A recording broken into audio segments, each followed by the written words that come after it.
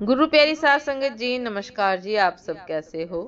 आशा करती हूँ बाबा जी के श्री चरणों में अरदास करती हूँ कि मालिक की कृपा से, निरंकार दातार की मेहरबानी से आप सब बहुत खुश होंगे, मौज बहार में होंगे और अवश्य ही भजन सिमरन में होंगे।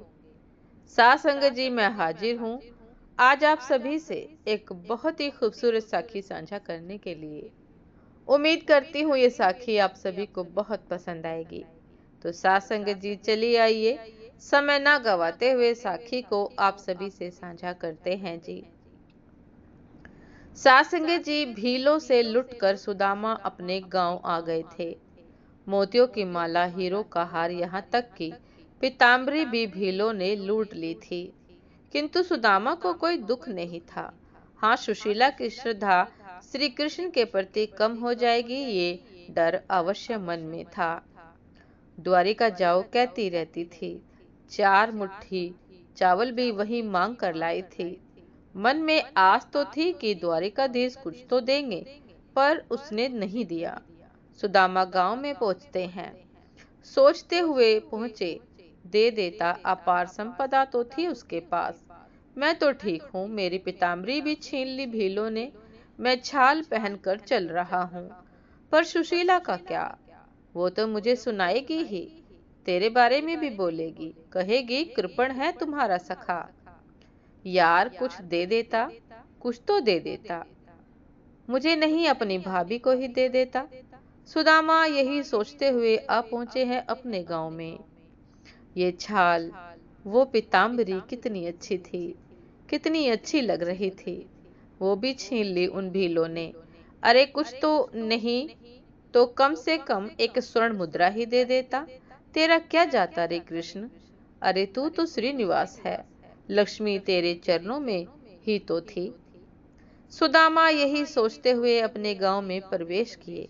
गांव के लोगों ने सुदामा जी को देखा तो हंसे, और ऐसी स्थिति में देखकर तो और हंसने लगे। सुदामा जी को कोई हंसे या रोए, इससे क्या अंतर पड़ने वाला था। किंतु सुदामा फिर दुखी हो जाते हैं। कृष्ण, तेरा नाम खराब होगा। मेरी सुशीला ही क्यों, मेरा पूरा गांव तेरे नाम को लेकर हंसेगा। बात मेरी होती तो कोई बात नहीं थी, पर तुझे बोलेंगे। सुदामा इधर उधर बिना देखे अपनी झोपड़ी में जाना चाहते हैं। वो चल भी रहे हैं। सब जानता है तू, पर व्यवहार नहीं जानता। सब जानता है तू, पर व्यवहार नहीं जानता। फिर सुदामा किंचित मुस्कुरा जाते हैं। वैसे व्यवहार तो मैं भी नहीं जानता, पर कुछ तो दे देता यार। अब सुशीला क्या क्या सुनाएगी। सुदामा जैसे ही अपनी झोपड़ी के पास पहुंचे, 2 द्वारपालों ने सुदामा को रोक लिया। आप नहीं जा सकते भीतर। सुदामा चौंक गए। मैं कहीं वापस द्वारिका नगरी में तो नहीं पहुंच गया? फिर ध्यान से अपने गांव को देखा। नहीं, ये तो अपना ही गांव है, पर ये महल, यहाँ तो मेरी झोपड़ी थी। सुदामा जी घबराए। ये क्या हुआ?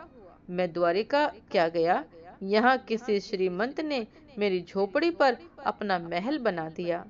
पर सुदामा द्वारपाल से ही पूछते हैं, इस महल का मालिक कौन है? श्री श्री सुदामा जी महाराज। द्वारपालों ने उत्तर दिया, अरे मैं इसका मालिक, महल का मालिक नहीं, कोई सुदामा नाम का सेठ होगा, उसका भी नाम सुदामा ही होगा। अच्छा सुनो, उन सेठ जी को बुलाओ, सुदामा ने कहा। वो तो पंडित जी हैं, सेठ जी नहीं, द्वारपालों ने उत्तर दिया। सुदामा चकित है, पंडित तो मैं ही हूँ, पर ये महल मेरा कैसे है? भैया, तो उन पंडित जी को ही बुला दो। सुदामा ने फिर द्वारपालों से कहा। वो तो द्वारिका गए हैं। द्वारपाल की बात सुनकर सुदामा जी फिर चौंक गए। सोचा अब तो भीतर ही जाऊं, महल में ही जाकर देखूं कि क्या स्थिति है। सुदामा जी महल में जाने के लिए तैयार ही थे कि फिर रुक गए। कहीं मुझे धक्का दे दिया इन पहलवान द्वारपालों ने तो मेरी तो यही समाधि बन जाएगी। सुदामा अब देख रहे हैं उस महल को। स्तब्ध, चकित है सुदामा। अरे यहाँ तो तुलसी का पौधा था, पर अब तो चंदन वृक्ष खड़े हैं। महल के चारों ओर घूम घूम के देख रहे हैं सुदामा। झोपड़ी की जगह महल खड़ा कर दिया। और महल भी सामान्य नहीं है, कृष्ण के टक्कर का महल है। पर ये कौन है? सासंगी जी सुदामा जी का ध्यान महल की ओर ही था कि तभी माता जी थोड़ा दूर से महल से आई थी। ये महिला, इनके साथ 8 सखियां थी, 4 वाम भाग में और 4 दाहिनी भाग में। मध्य में महल की मालकिन आई थी। उनके हाथों में पूजा की थाल थी, पग के नुपुर ध्वनि अद्भुत कर रहे थे। उन महिला ने आकर सुदामा जी के चरणों में वंदन किया। सुदामा जी को लगा महल की मालकिन आई है और ब्राह्मण के चरण छू रही है। माता जी थोड़ा दूर से सुदामा जी बोल पड़े, माता जी। सुशीला ने रोष से देखा सुदामा जी के मुख में। सुदामा जी ने जैसे ही देखा सुशीला को, सुशीला, अरे वाह, ये साड़ी, ये हाथों के कड़े सोने के हैं? हाँ हाँ, सोने के हैं। सुशीला बोली, सोने के ही हैं। झोपड़ी कहाँ? ये महल अपना है। सुशीला ने कहा, महल अपना है। सुदामा जी कुछ समझ नहीं पा रहे कि इतना सब। पतिदेव, अब महल में चलिए ना। हाँ हाँ, चलो महल में। सुदामा जी लाठी उठाए, अब छोड़िए इस पुरानी लाठी को। हमारे पास 16,108 लाठियां हैं। सुशीला बोल उठी, हमारे पास 16,108 लाठियां हैं। 16,108? सुदामा जी चौंके। हाँ देखिए, वो हमारी गौशाला, उसमें भी 16,108 गायें हैं। 16,108 गायें? आपके पाद त्राण भी 16,108 है। सुशीला बोलती जा रही है, अपने पति देव सुदामा जी को महल दिखा रही है। सुदामा को हंसी आ गई। उसके मित्र ने कैसा विनोद किया था उसके साथ। छाता भी 16,108 है, मेरी साड़ी भी 16,108 है पतिदेव, आपकी धोती भी 16,108 है। सुशीला बोलती गई, पर सुदामा जी वहीं बैठ गए। उनके नेत्रों से अश्रुधारा बह चली। वो अब हिलकोरियों से रो पड़े।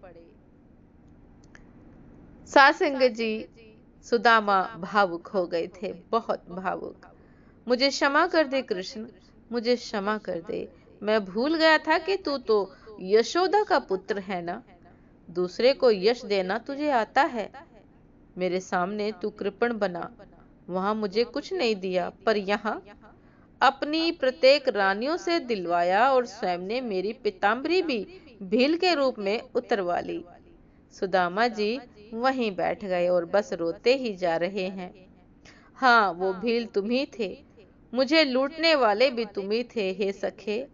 अब मुझे कुछ नहीं चाहिए, मुझे ये सब अब नहीं चाहिए। पतिदेव, ये देखिए पीताम्बरी 16,108 है, उतारिए ये छाल और पहनिए ये पीताम्बरी। सुशीला ने आकर कहा। सुदामा जी बस रो रहे हैं, क्या हुआ? आप रोते क्यों हैं? सुशीला पूछ रही है। देवी, तुम कहती थी ना, बालक भूखे हैं, बालकों ने कुछ खाया नहीं है। अब ना बालक भूखे रहेंगे, ना कोई अभाव रहेगा। सुदामा जी और भी कुछ बोलने वाले थे, पर उनकी वाणी ही अवरुद्ध हो गई थी। आप कहाँ जा रहे हैं नाथ? सुशीला ने चरण पकड़ लिए। सुशीला, मैं रहूंगा तो उसी वट वृक्ष के नीचे, जहाँ बैठकर मैं अपने सखा का स्मरण करता था। तुम रहो, संपत्ति का सदुपयोग करना सुशीला, मैं तुम्हें वहीं मिलूंगा। सुदामा जी जाने लगे। सुशीला बिलख उठी। तभी, अब ये क्या नाटक लगा दिया मित्र? श्री कृष्ण प्रकट हो गए। सुदामा जी ने श्री कृष्ण को देखकर कहा कि नाटक तो मेरे साथ तुमने किया है सखा। बताओ, मैंने तुमसे कभी कुछ भी मांगा? तुमको दुनिया अंतर्यामी कहती है, देख लेते मेरे मन में। सुदामा श्री कृष्ण के चरणों में गिर गए थे। नहीं चाहिए ये सब कृष्ण, मुझे नहीं चाहिए।